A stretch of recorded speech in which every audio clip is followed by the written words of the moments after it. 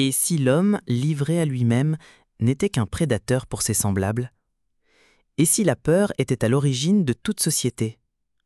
Bienvenue dans le Léviathan de Thomas Hobbes. Là où commence le chaos, naît le besoin de souveraineté.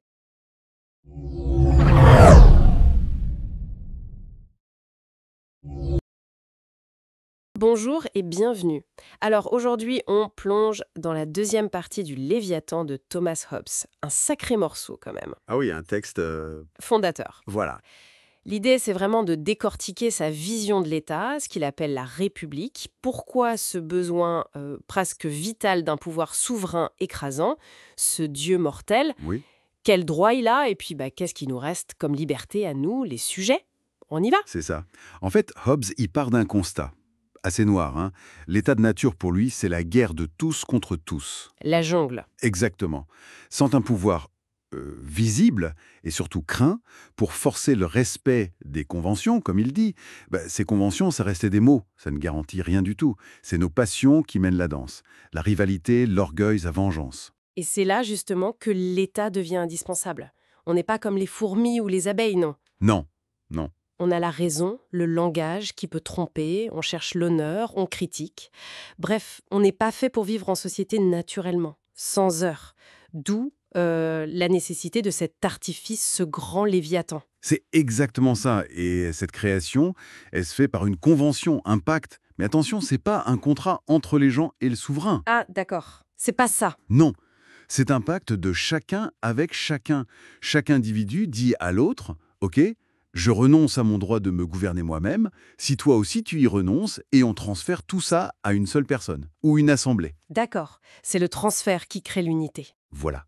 C'est l'unité du représentant qui fait l'unité de la République, la civitas, et le but ultime, c'est la paix. C'est d'assurer notre préservation, d'échapper à cette guerre permanente. Bon, ok. On crée ce pouvoir immense pour avoir la paix. Mais quels sont ses droits, concrètement? Parce que ça a l'air énorme comme concentration de pouvoir. Ça l'est. Et pour Hobbes, c'est nécessaire. Les droits du souverain sont indivisibles et inaliénables. C'est lui qui juge quelles opinions, quelles doctrines sont bonnes pour la paix. D'accord. C'est lui qui établit les règles de la propriété, les lois civiles, quoi. C'est lui qui juge tous les conflits, qui décide de la guerre, de la paix, qui choisit ses ministres, ses conseillers. Tout, en fait. Oui, qui punit, qui récompense. C'est vraiment un pouvoir total pour maintenir l'ordre. Attendez, il y a un truc qui me chiffonne. Hobbes dit que le souverain, il ne peut pas commettre d'injustice envers ses sujets. Comment c'est possible, ça? Avec un tel pouvoir? Ah, ça c'est un des points les plus déroutants, mais c'est logique dans son système. Expliquez-nous. L'idée, c'est que puisque chaque sujet a autorisé toutes les actions du souverain, en lui donnant le pouvoir, Oui, par le pacte initial, voilà. se plaindre d'une action du souverain, ce serait se plaindre de quelque chose qu'on a soi-même autorisé. Ce serait comme s'accuser soi-même. Ah, je vois la pirouette logique. C'est ça. Donc le souverain peut commettre une iniquité, c'est-à-dire agir contre la loi naturelle, contre l'équité peut-être, mais pas une injustice au sens strict de violer un pacte. Parce qu'il n'a pas de pacte avec les sujets. Il est le résultat du pacte que les sujets ont fait entre eux. D'accord, c'est subtil mais crucial. Bon, alors, si on autorise tout et qu'on ne peut même pas crier à l'injustice, quelle liberté il nous reste, vraiment? Est-ce qu'on est juste des marionnettes? Non, pas tout à fait. Pour Hobbes, la liberté des sujets, elle existe. Elle se trouve là où la loi ne dit rien, dans ce qu'il appelle le silence de la loi. C'est-à-dire? Il donne des exemples très concrets, la liberté d'acheter, de vendre, de passer des contrats, de choisir où on habite, ce qu'on mange, son métier, comment éduquer ses enfants. Ah oui! Sur tout ça, si le souverain n'a pas fait de loi spécifique, eh bien on est libre de faire comme on veut. D'accord. Mais il me semble qu'il y a aussi une autre liberté, plus fondamentale. Oui, oui, absolument. Ce qu'il nomme la vraie liberté du sujet. Et ça, c'est capital. Elle découle directement du droit qu'on ne peut jamais abandonner. Le droit de protéger sa propre vie, son propre corps. Le droit à l'autopréservation. Exactement. Ça veut dire que même si le souverain ordonne, personne n'est obligé de se tuer, de se mutiler, ou même de s'accuser s'il risque sa vie. Même pour aller à la guerre? Même pour aller au combat.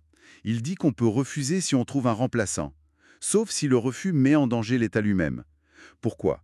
Parce que le but de tout ce système, c'est la protection.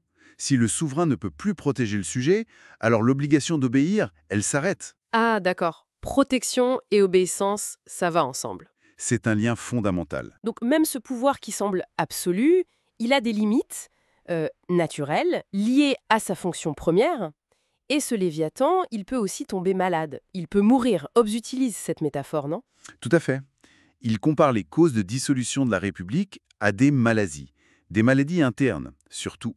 Comme quoi, par exemple? La maladie principale, c'est une mauvaise naissance, en quelque sorte, une institution de départ défectueuse. Si le souverain n'a pas reçu assez de pouvoir absolu dès le début. D'accord, un pouvoir insuffisant? Oui. Ensuite, il y a les doctrines qu'il appelle séditieuses. Par exemple, l'idée que chaque individu est juge privé du bien et du mal. Ça ramène au chaos de l'état de nature. Exactement. Ou pire encore, l'idée que le souverain devrait être soumis aux lois civiles. Pour Hobbes, c'est absurde puisque c'est lui qui les fait. Et la division du pouvoir, ça aussi, c'est une maladie mortelle pour le Léviathan. Ah oui, absolument. Pour lui, diviser le pouvoir souverain, par exemple entre un roi et un parlement, ou séparer les pouvoirs législatifs, exécutifs, judiciaires, c'est comme créer un monstre à plusieurs têtes. Ça mène droit à la paralysie et à la guerre civile.